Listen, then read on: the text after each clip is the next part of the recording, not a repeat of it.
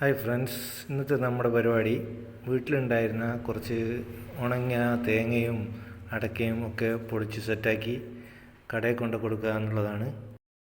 അങ്ങനെ ഞങ്ങൾ പണി തുടങ്ങിയ സുഹൃത്തുക്കളെ. അടക്ക പൊടിക്കുന്നത് മറ്റാരുമല്ല, നമ്മുടെ ഉമ്മയും മോളുമാണ്.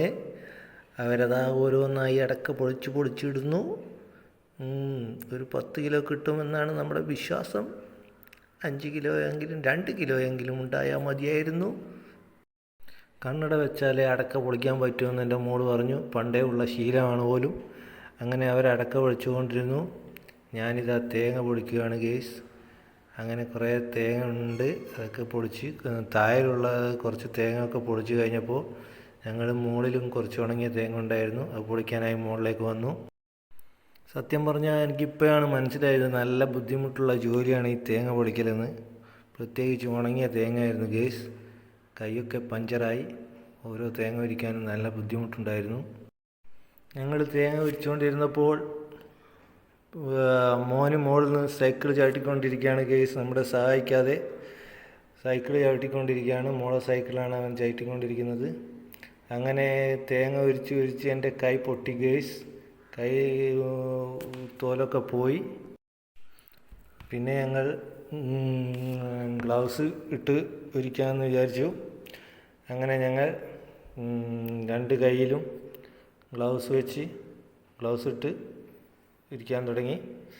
അപ്പോൾ താഴെ അടക്ക ഉരിച്ചുകൊണ്ടിരുന്ന മോള് എന്നെ സഹായിക്കാനായി കയറി വന്നു.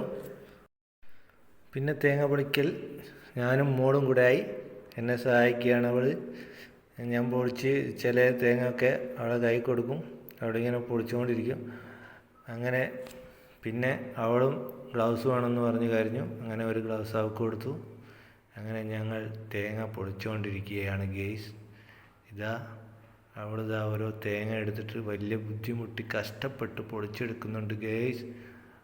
പാവം തോന്നുന്നുണ്ട്.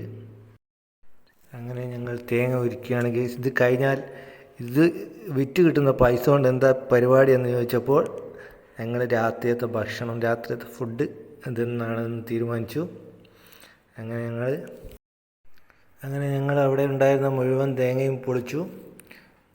പാവം മോള് നല്ലോണം കഷ്ടപ്പെടുന്നുണ്ട്, കൈ വേദനിക്കുന്നുണ്ട്. അങ്ങനെ കഴിയാത്തത് ചിലതൊക്കെ എനിക്ക് തിരിച്ചു തരുന്നുണ്ട്. അങ്ങനെ ഞങ്ങളതൊക്കെ കഴിഞ്ഞ് തേങ്ങയും അടക്കയൊക്കെ ചാക്കിലാക്കി കടയിൽ കൊണ്ട് കൊടുത്ത് കാശ് മേടിക്കണം. എന്നിട്ട് നമുക്ക് രാത്രിയേക്കുള്ള ഫുഡ് വാങ്ങണം. മന്തി ആയാലോ അല്ലെങ്കിൽ പൊറാട്ടയും അൽഫാമും കുബൂസും അൽഫാമും എന്തെങ്കിലും വാങ്ങണം. ഇതാണ് ഗൈസ് അടക്ക. ഓക്കെ.